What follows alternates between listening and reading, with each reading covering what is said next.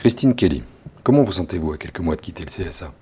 À quelques mois effectivement de la fin de mon mandat, je vis une passion excitante, un moment très excitant parce que je vais quitter le CSA, parce que je vais faire autre chose et à la fois parce que je vais certainement changer de carrière, changer de parcours et en même temps parce que j'ai beaucoup de choses à faire avant de quitter le CSA.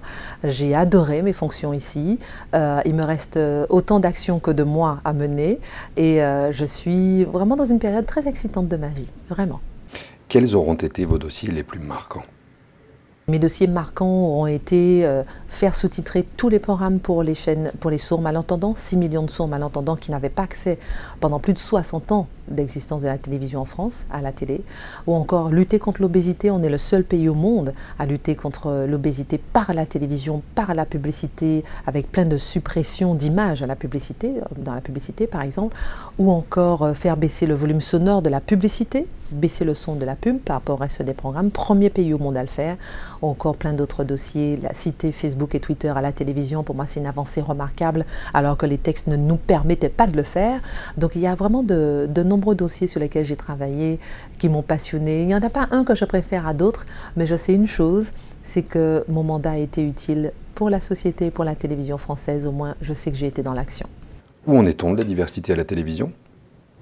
Je pense que la diversité a encore beaucoup de progrès à faire à la télévision, soyons clairs. Les choses ont changé. Après, est-ce que ça suffit? Évidemment que non. Est-ce qu'il faut brusquer les choses? Évidemment que non. Est-ce qu'il faut mettre des quotas? Certains sont pour, personnellement je suis contre.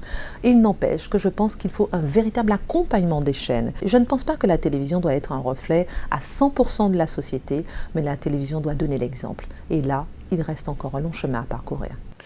Y a-t-il une vie après le CSA? Après le CSA, quoi que je fasse, je serai heureuse. Ça sera une décision que j'aurai prise.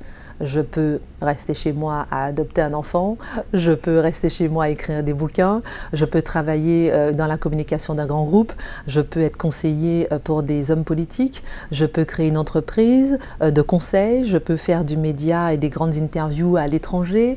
Il y a beaucoup de choses que je peux faire, être ambassadeur à l'UNESCO ou ailleurs. Il y a beaucoup de choses que je peux faire.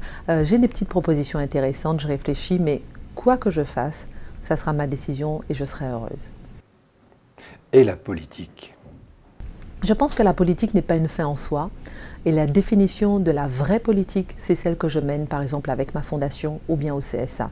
Être dans l'action, faire bouger les lignes à sa façon, je pense que c'est ça la vraie politique. Ce n'est pas forcément ni être dans un parti ni être au gouvernement.